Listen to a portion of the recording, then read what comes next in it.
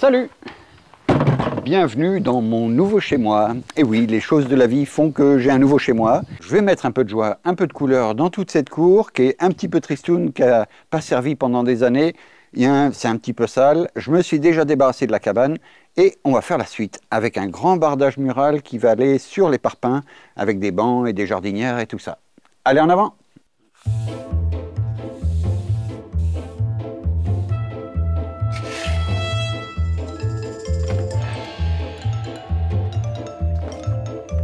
Comment ça marche? De l'eau.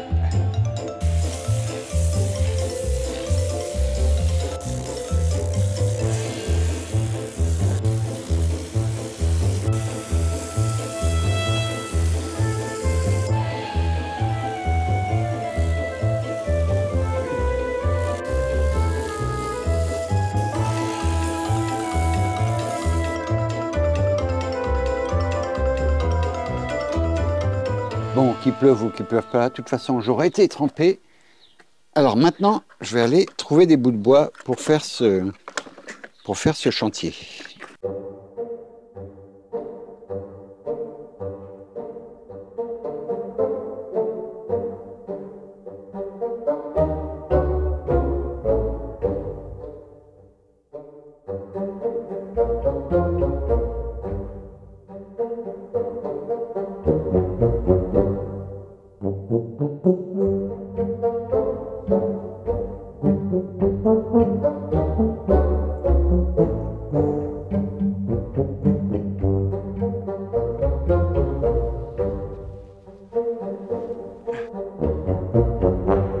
Allez, les pourris, de toute façon, ils vont passer au broyeur.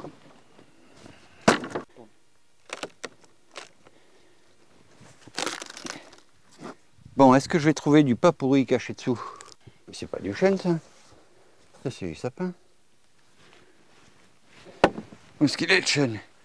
Il est tout là.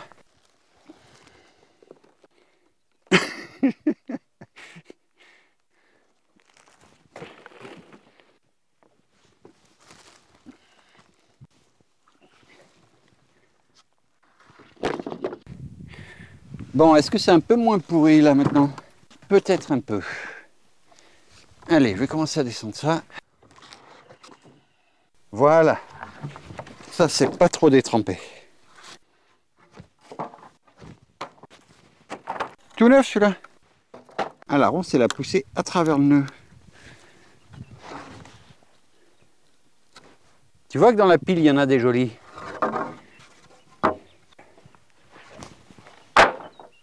Allez, on va déjà voir ce qu'il y a là-dedans.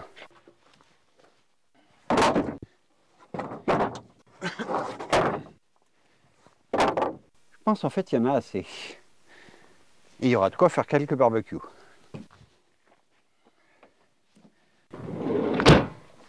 Allez, on va à l'atelier préparer tout ça.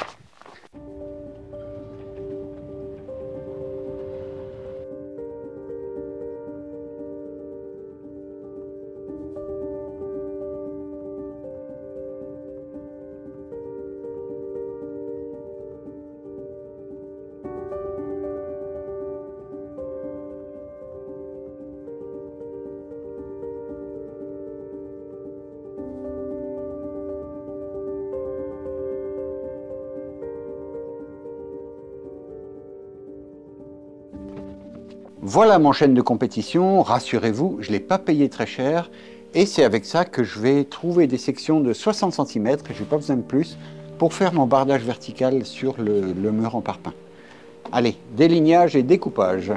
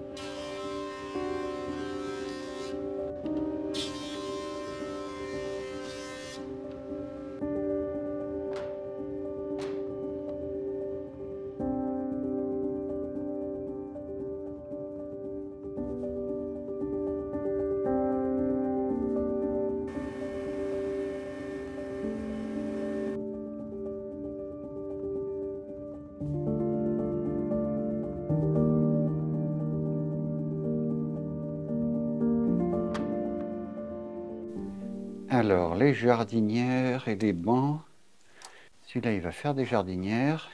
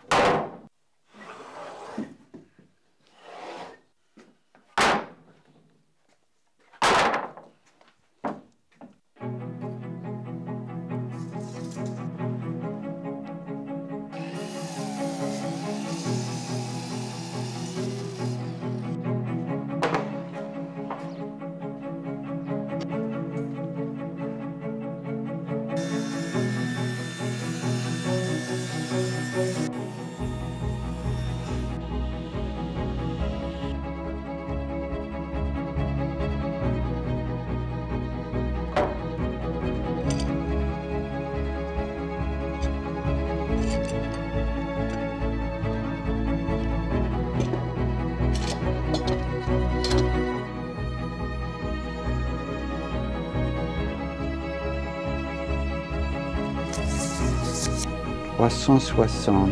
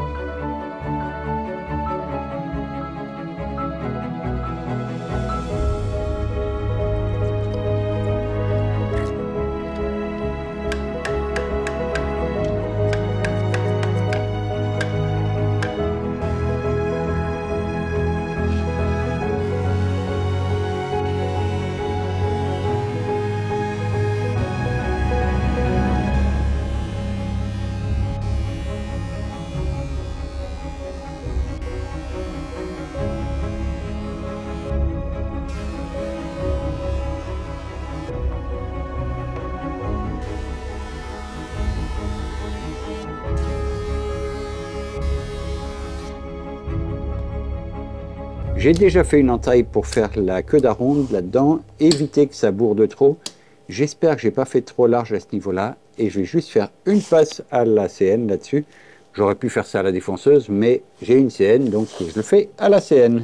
Alors, c'est le plus simple des parcours d'outils. Il y a juste 2 passages à pleine profondeur, parce que précisément, une queue d'aronde, il ne faut pas plusieurs passes. Donc, c'est pour ça aussi que j'ai fait l'entaille préparatoire. Donc, un aller là et le retour là, et hop, ça revient au départ.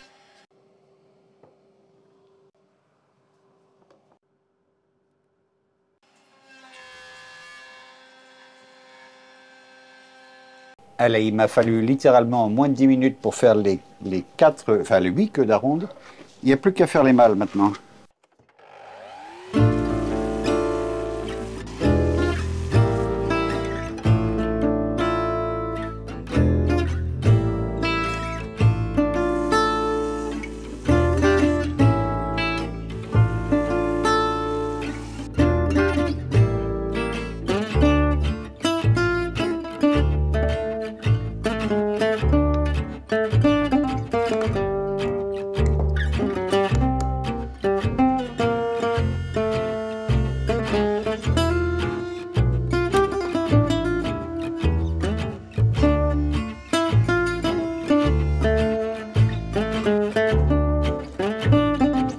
Bon, c'est un petit peu lâche, il faut que j'en prenne un peu moins.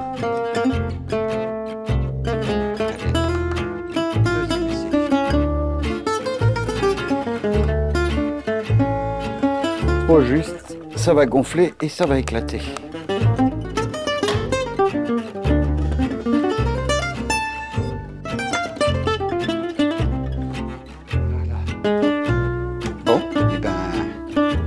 Allez, il n'y a plus qu'à.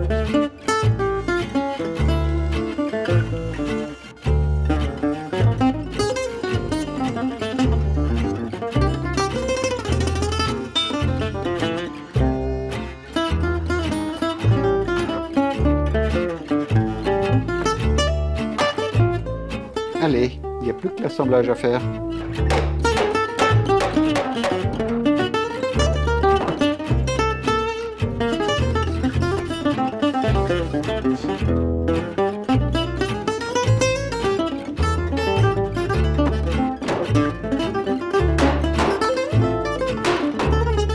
Bon, ben voilà.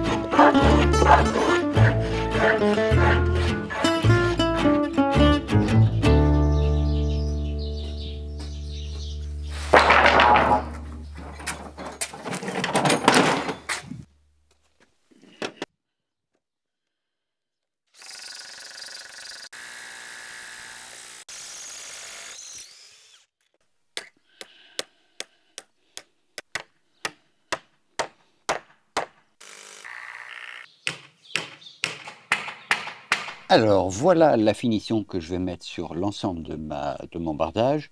D'abord un peu de noir sur l'ossature parce qu'elle va se voir entre les différentes plaquages de chaîne. Donc un coup de noir. C'est Hydrocrim de chez Rubio. J'ai déjà utilisé ce produit sur 2-3 projets. C'est vachement bien. Franchement, ils m'ont effectivement envoyé le produit, mais c'est vraiment un truc assez incroyable. Vous allez voir, en une seule couche, bien appliquée, on a un noir, on a des teintes en tout cas, hyper profondes, hyper faciles, hyper couvrantes, et qui sont totalement déperlantes. Normalement, elles sont prévues pour des surfaces verticales. Là, il y aura un peu le dessus. Encore que je ne vais même pas faire le dessus parce que ça va être couvert là. Mais je vais faire le dessus de la partie basse là parce que celle-là, elle sera visible entre les lames ici. Et ça peut se mettre sur du bois brut en tout cas. Et ça peut se mettre aussi sur des minéraux, sur de la pierre, sur du béton, voilà. Alors c'est une drôle de matière, une drôle de texture.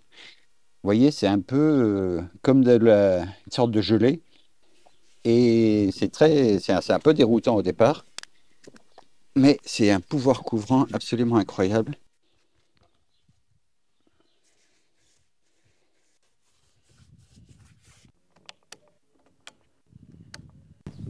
Alors, c'est parti pour une nouvelle couleur, celle qui va vraiment être visible. Et voilà, Fjord Blue, un bleu fjord, si vous voulez. C'est la même matière que tout à l'heure. Il y a entre 25 et 30 couleurs, je ne me souviens plus exactement, sur le site de Rubio. Je vous mets des liens en tout cas en dessous pour retrouver ça. Et comme prévu, ça se passe en une seule passe. Et normalement, j'ai de quoi couvrir toute la surface à l'aise.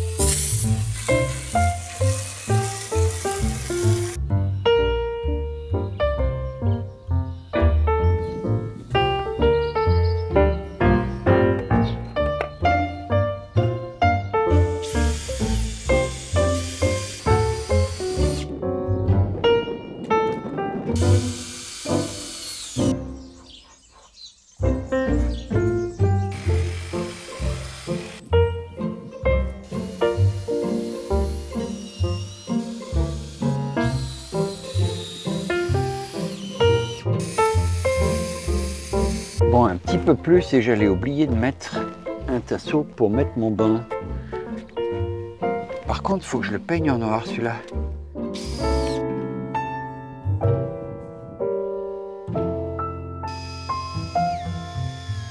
Allez, une petite jardinière express. J'ai déjà fait un modèle comme ça il y a plusieurs années, ça a tenu très très bien.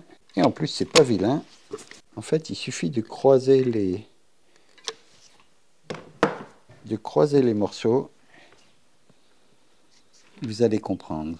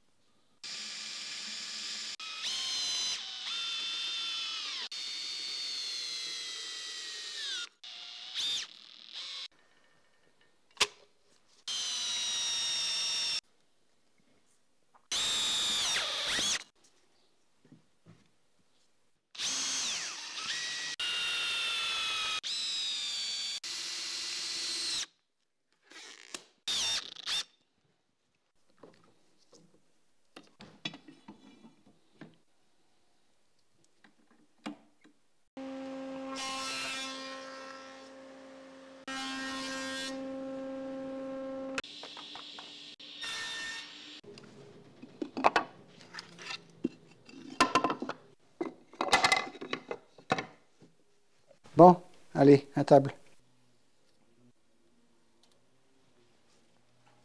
J'ai collé, j'ai assemblé mes derniers morceaux de bois, ceux qui vont coiffer le dessus du mur, et je voudrais leur faire une petite pente comme ça sur le dessus pour que l'eau elle ne stagne pas sur le plateau. Donc pour ça, je vais installer un petit truc un peu bizarre sur ma dégo, une fois n'est pas coutume, et je vais faire des pas successifs jusqu'à obtenir l'effet désiré.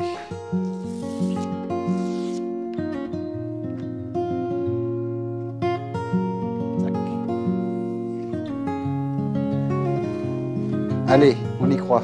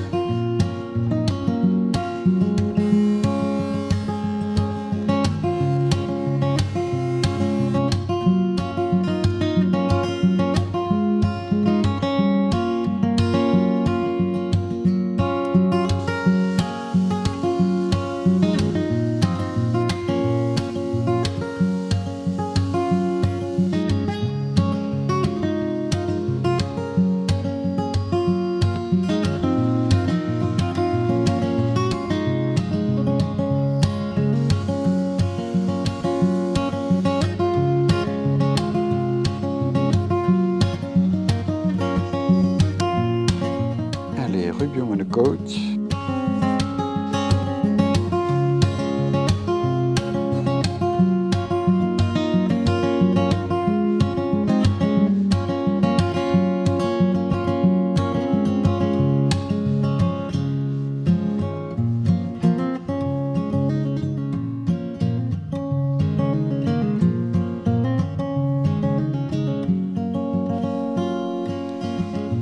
Oula, j'étais généreux là. Il y en a trop.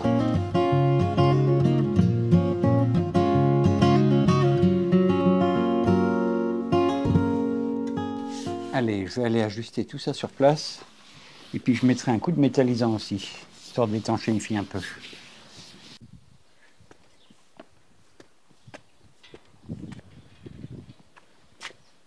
À quoi ça sert de finir cette terrasse? T'as vu le temps qu'il fait? Normalement, il y a des montagnes là-bas. C'est joli en plus.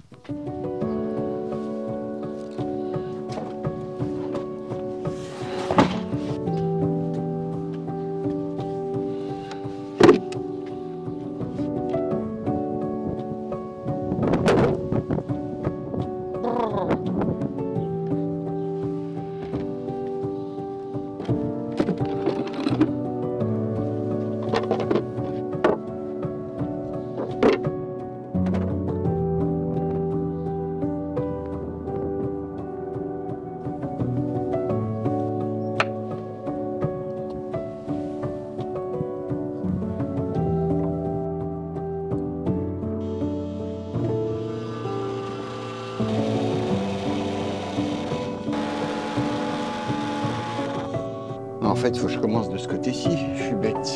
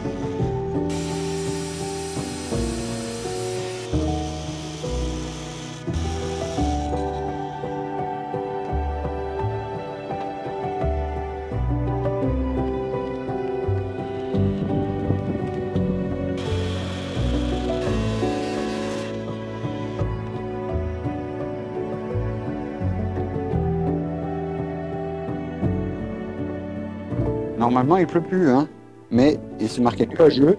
Je pense que c'est parce qu'on est dans le nuage. Et à 11 h, peut-être le lever de soleil. Non, ça va pas être terrible. Si, voilà le beau temps qui arrive.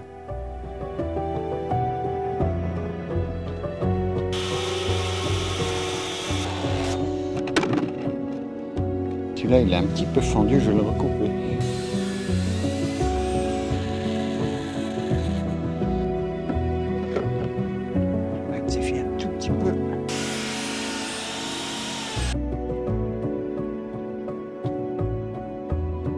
Là aussi, je vais purger le nœud.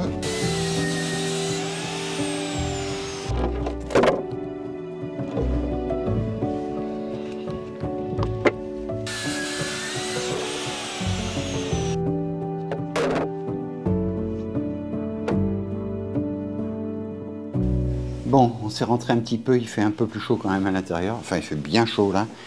Je vais mettre des vis inox pour visser les planches en place sur le dessus du mur.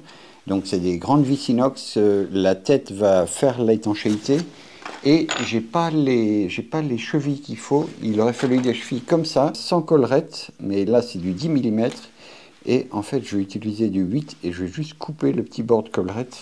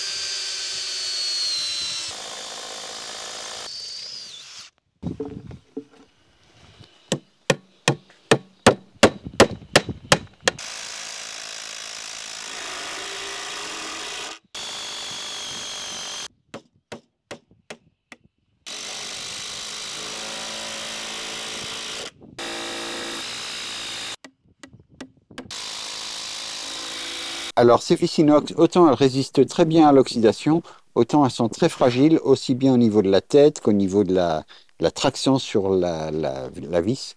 Et donc, il ne faut pas trop les enfoncer. Il faut que le bois puisse gonfler un peu et pas trop tirer sur la vis, parce que sinon ça casse.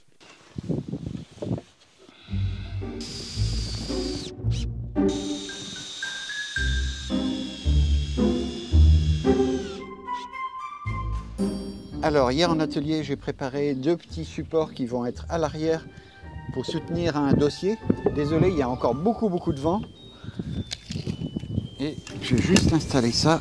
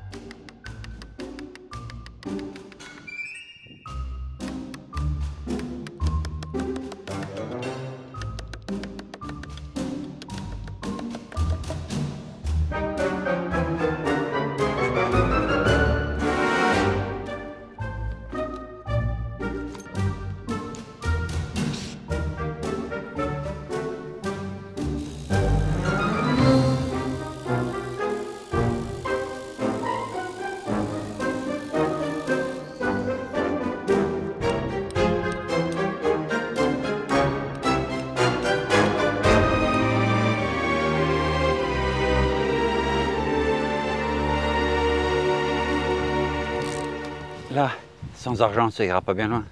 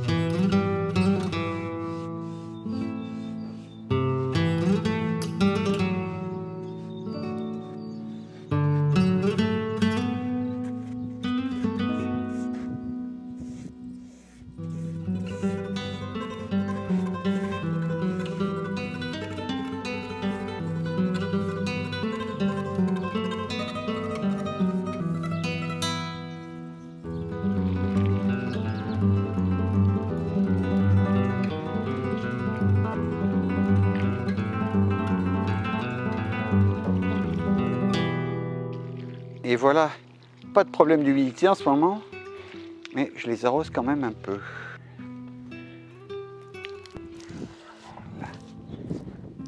J'ai mis la dernière couleur Rubio sur le banc, sur le dossier du banc.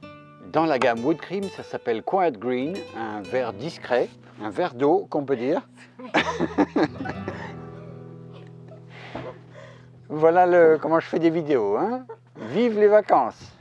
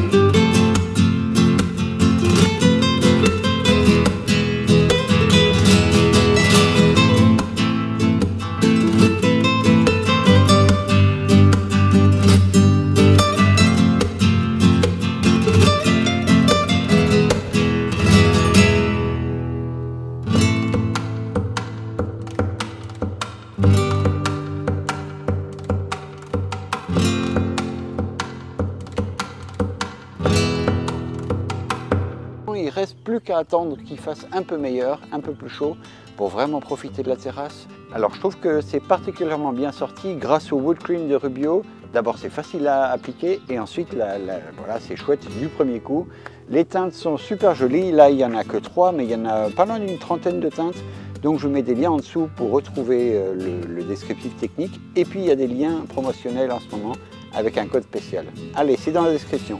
J'espère que ce projet vous aura plu, ça donne vraiment un sacré coup de jeune dans cette cour. C'était un petit peu tristoun avant et voilà, maintenant en plus on attend l'été, on arrive au beau jour. Il n'a jamais été si près de faire chaud et voilà, ça va être chouette. On va se retrouver très très bientôt pour la suite de la roulotte, on va se retrouver pour des métiers affairés, on va se retrouver pour... il y a deux, trois autres petits meubles, ça viendra très très vite. Allez, à ciao, bonsoir.